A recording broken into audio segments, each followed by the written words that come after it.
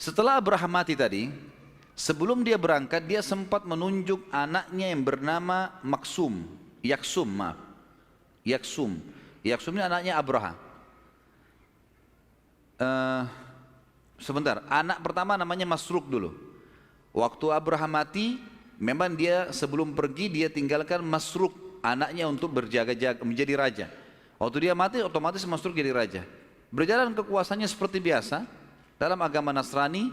Kemudian datang anaknya Yaksum. Nah, di zaman Yaksum ini jadi raja, cucunya Abraha, ada satu orang dari turunan anaknya Rabi' bin Nasr, namanya Saif bin Yazin. Masih ingat tadi raja-raja Yaman kan anak turunannya Rabi' bin Nasr kan? Tapi kan terombang-ambing ya. Dzunuwas mati, diambil kerajaan oleh orang-orang Nasrani. Nah, dari turunannya Dzunuwas, raja yang tadi mengaku sebagai Tuhan, tapi kakek-kakeknya kan tetap agama Yahudi. Ada satu orang namanya Saif bin Yazin. Orang ini di zaman Yaksum muncul. Saif ini teman-teman sekalian, dia mulai berpikir bagaimana mengembalikan kerajaan kakek-kakeknya dulu. Dia mau supaya orang-orang Afrika ini keluar semua nih dari Yaman. Harusnya orang-orang Yaman yang berkuasa. Dia mulai berpikir kira-kira bagaimana jalan keluarnya. Lalu kemudian dia berpikir untuk mendatangi Kaisar Romawi. Pergilah dia ke Kaisar Romawi. Jauh dari Yaman pergi ke utara Jazirah Arab. Sampai ke Kaisar, dia minta tolong, dia sampaikan kalau dia salah satu keturunan raja di Yaman segala. Tapi Kaisar ini menerima dia dengan dingin. Ya, dalam bahasa Arab dikatakan dengan barit, ya, dingin. Dia tidak dihiraukan oleh Kaisar. Kenapa? Karena dia sedang minta tolong Kaisar menyerang orang Nasrani. Kan Najasyi kan Nasrani. Penguasa sekarang Yaman orang Nasrani, satu agama, masa dia mau serang? Ditolak sama dia nggak mau. Lalu kemudian dia beralih ke salah satu pimpinan Arab yang memang pimpinan Arab ini sama-sama dia dari turunan turunan Rabi' bin Nasr yang namanya Nu'man ibn Bashir, Nu'man bin Munzir, Nu'man ibn Munzir ya. Nu'man ibn Munzir ini masih ingat tadi Rabi' bin Nasr yang awal cerita kita sempat mimpi, kemudian dia hijrahkan ke Irak. Nah, ini Nu'man bin Bashir salah satu turunannya di sana. Maka si Saif ini datang ke sana. Kita sama-sama turunannya Rabi'ah nih. Yaman sekarang dikuasai orang-orang Afrika. Bagaimana caranya supaya kita bisa menang nih? Tolonglah bantu. Kata Nu'man, saya nggak bisa. Kekuatan kita berapa?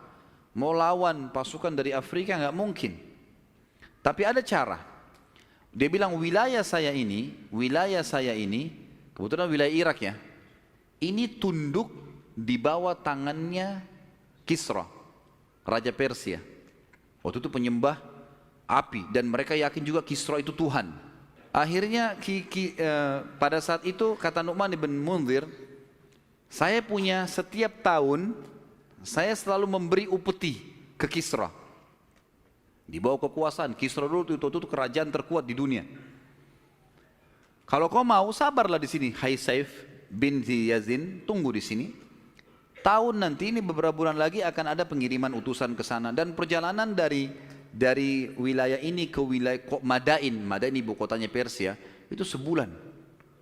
Tunggu aja nanti kamu ikut. Kamu coba sampaikan ke Kisra karena Kaisar agamanya sama Nasrani, nggak mungkin mau bantu. Baiklah, dia tunggu beberapa bulan tinggal di situ sampai akhirnya datang saatnya kemudian dia pergi ke Kisra. Kisra tiap hari kerjanya dia duduk di singgasananya kalau habis mandi dan dia duduk teman-teman sekalian singgasananya itu besar sekali, orangnya tinggi besar. Orang Kisra ini sangat tinggi besar postur tubuhnya dan singgasananya lebih besar lagi dan dia menggunakan mahkotanya itu lebih besar dari dia sekian kali. Bagaimana caranya masuk ke kepalanya? Diturunkan pakai rantai. Oh iya. Jadi bukan di kepala dimelengket, tapi dia itu hanya dilebar dan diturunkan pakai rantai. Jadi kesannya dia pakai mahkota yang besar, singgasana yang besar, penuh dengan permata-permata. Seperti itulah ya, kurang lebih. Maka antara dia dengan orang-orang yang datang ke istananya itu ada tirai jatuh dari atas. Sementara Kisra diturunkan pakai rantai mahkotanya, sementara dia atur posisi duduknya di singgasana, tirai ditutup. Nanti kalau sudah mau, sudah selesai, dia sudah siap, diangkat tirai. Waktu diangkat, di sekitar singgasananya itu ada banyak kaca-kaca. Jadi kayak masjid ini misalnya ada lingkaran kaca banyak. Tapi mungkin bukan begini ya, dia lebih besar-besar kacanya sehingga cahaya matahari itu masuk dari semua kaca itu, lingkaran di atas singgasananya terpantul ke permata-permata yang ada di mahkota dan singgasananya sehingga memantulkan cahaya. Seperti itulah gambarnya dalam buku-buku sejarah. Pada saat itu semuanya orang sujud pada dia. Karena diakui Kisra sebagai Tuhan. Saif ini masuk bersama orang-orang semua. Begitu diangkat tadi tirai, semua orang sujud. Kecuali Saif bin Yazin. Enggak sujud dia. Ada alasan kenapa dia lakukan. Dia tidak mau sujud, dia cuma tundukkan kepalanya saja. Begitu Kisra lihat, belum pernah dalam hidupnya Kisra ada orang tidak sujud. Baru manusia ini gitu. Ya. Tanya sama Kisra, siapa kau ini? Kok berani benar kau tidak sujud dengan saya? Dia bilang, saya bukan tidak mau sujud, tapi ada yang menahan saya untuk sujud. Kata Kisra, apa itu? Dia bilang, masalah yang sedang saya hadapi. Kata Kisra, masalah apa? Ceritalah masalahnya dia. Cerita begini, kerajaan kakek-kakek saya diambil dari Yaman oleh orang datang dari mana? Dari Afrika dan seterusnya lah berkuasa. Sekarang saya mau minta kemurahan Anda untuk membantu saya melawan. Kisra musyawarah dengan orang-orang di sekitarnya.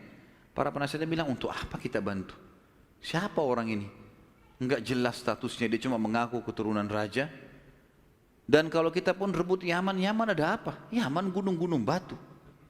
Enggak ada sesuatu yang istimewa gitu di sana. Untuk apa? Kekayaan sudah banyak. Lalu kemudian dikasihlah hadiah. Jadi Kisra mengatakan, saya enggak bisa. Dikasihlah 1000 perak. Dalam buku-buku sejarah dikatakan, dan dikasih pakaian-pakaian mewah dari sutra. Satu perak itu kan bentuknya dulu bulat ya, tapi tidak disebutkan kiloannya. Itu satu ini sudah bisa satu bundalan perak itu sudah bisa beli sekian ekor kuda. Ini dikasih 1000 bundalan perak di kotak, dikasih karena dianggap ini anak raja. Udah bawalah dengan baju-baju. Saif bin Yazin bukan datang untuk itu. Dia butuh pasukan untuk menyerang orang-orang Najasyi, orang-orang Afrika yang datang. Maka dia buat sebuah perilaku teman-teman sekalian yang akhirnya membuat Kisra berpikir. Waktu dia keluar dari istana Kisra, tiba-tiba dia teriak, wahai penduduk Madain, siapa yang mau ambil hadiah silakan. Lalu perak itu dilempar-lempar sama dia. Sama baju-baju yang mewah tadi dilemparin semua. Orang pada berebut di depan istananya Kisra. Dengan ribut-ribut Kisra bilang, apa itu? Mereka bilang, tadi anak muda yang anda kasih perak dibagi-bagiin ke orang. Semua juga baju-baju dibagi-bagiin. Kata Kisra, pasti anak ini punya sesuatu yang besar nih. Kok bisa perak dibagi-bagi sama dia begitu semahal itu? Panggil kembali. Kenapa kok bagi-bagi nih? Dia bilang, untuk apa saya perak? Saya datang dari negeri yang gunung-gunungnya perak dan emas. Maksudnya Yaman. Kisra jadi tamak nih. Kumpul sama penasihat-penasihatnya. Ini benar nggak Yaman ada emas dan perak nih? Kata penasihatnya, kami nggak pernah dengar itu. Nggak pernah ada sejarahnya ya. Memang nggak ada gitu kan. Ini dusta saja. Tapi karena mereka tamak, sudah mulai tamak, ada harta nih, ada banyak. Maka yang terjadi, satu penasihat Kisra bilang begini saja. Daripada kita bentuk pasukan segala macam ke sana, rumit, lebih baik kita lakukan satu perbuatan yang sederhana. Di dalam penjara ada banyak sekali orang-orang yang sudah anda siap untuk bunuh. Jadi ada banyak ini, ada ribuan orang yang penjahat-penjahat narapidana yang memang Kisra mau bunuh. Baik itu pemberontak lah, baik itu perampok lah. Keluarkan mereka semua, kasih mereka baju-baju perang, bentuk pasukan dari mereka, serang Yaman. Kasih Saif bin Yazin itu, kasih penjahat-penjahat itu. Kalau penjahat-penjahat ini yang bentuk pasukan Persia ini sampai di Yaman dan kalah, mati dibunuh, kan memang kau sudah mau bunuh mereka. Udah capek targetnya. Kalau mereka menang, Yaman jadi wilayah kekuasaanmu, nggak ada ruginya. Kata Kisra, ide yang bagus. keluarin semua penjahat-penjahat tuh. Keluarin semua, kasih baju, kasih kuda, bangga mereka. Pasukan Kisra sekarang, ayo Saif bin Yazid dikasih. Dikasihlah begitu. Tapi Kisra meletakkan di pasukan itu, sekian ribu orang itu, ada pasukan intinya Kisra ikut. Yang bisa pasukan itu diperkirakan cukup untuk mengalahkan pasukan ini kalau memberontak nanti. Dan diberikan pimpinan satu orang bernama Hurmuz. Hurmuz ini panglima perangnya Kisra lah. Orang yang paling kuat. Orangnya tinggi besar dan saking kuatnya dalam beberapa buku sejarah dikatakan Hurmuz ini kalau dia berdiri di pasukan yang sedang jalan kuda, itu seperti dia di atas kuda. Jadi orang semua naik kuda, dia jalan kaki. Saking tingginya. Dan dia punya busur panah, itu talinya tidak ada yang bisa tarik kecuali dia, karena kerasnya.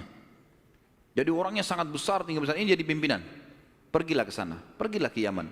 Pada saat itu teman-teman sekalian, si Yaksum ini dengar kalau ada pasukan Persia datang. Dia juga bentuk pasukan. Ayo deh, perang sekalian, perang.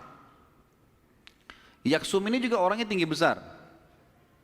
Kebetulan karena dia merasa dia raja di Yaman, dia naik ke atas kudanya, kemudian dia menggunakan mahkota. Di tengah-tengah mahkota itu ada seperti kotak yang menutup antara dua matanya, itu permata warna merah. Kalau dalam buku sejarah dikatakan yakut ahmar, batu yakut yang berwarna merah. Itu ciri khasnya dia. Begitu pasukan bertemu, Hurmuz berkata kepada Saif bin Ziyadin, mana rajanya Yaman nih? Kata Saif, saya tahu. Dilihat dari tempat agak tinggi kejauhan, dilihat itu sana. Yang naik di atas kuda, yang di antara matanya ada batu permata warna merah. Kata Hurmuz, baik, biarkan saja. Saya akan memantau si raja itu. Pasukan biar berperang. Dari jauh, dari atas gunung, dilihat. Kalau si raja Yaman itu, si Yaksum tadi, sudah pindah dari kuda ke bagal. Bagal ini teman-teman pernikahan antara kuda sama keledai. Biasanya cuma dipakai ini dalam istana. Bagal ini kayak hewan-hewan istimewa gitu ya. Ini juga tidak bisa lari cepat. Biasanya orang pakai raja-raja di sana di taman-taman istana. Tapi raja-raja biasanya kalau ikut perang, memang dia siapkan kuda untuk melarikan diri kalau memang ada apa-apa. Bagal ini dipakai kalau dia rasa dia sudah menang. Rupanya pasukan untuk berperang, si Yaksum pikir pasti menang. Si Yaksum pikir pasti menang. Maka Yaksum pindah dari kudanya ke bagal. Lalu Saif bin Ziyadin mengatakan, hai Hurmuz, dia sudah pindah dari kuda ke bagal. Karena sempat Hurmuz bilang, beritahukan kepada saya kalau dia pindah dari kudanya ke bagalnya. Dia sudah merasa aman. Maka waktu pindah, kata Saif, hai Hurmuz, dia sudah pindah ke bagalnya. Dalam buku-buku sejarah dikatakan Hurmuz ini sempat mengatakan dia telah pindah dari kuda yang kuat kepada anak betinanya keledai, pastilah dia akan hancur. Lalu Hurmuz menarik busur panahnya dari atas gunung di belakang pasukannya, itu anak panahnya dilempar ke arah Yaksum dan kena ke permata itu, pecah tembus dari kepalanya. Dalam buku sejarah begitu. Sampai akhirnya Yaksum mati. Dengan matinya Yaksum, maka kerajaan Afrika yang tadinya dari Najasyi habis.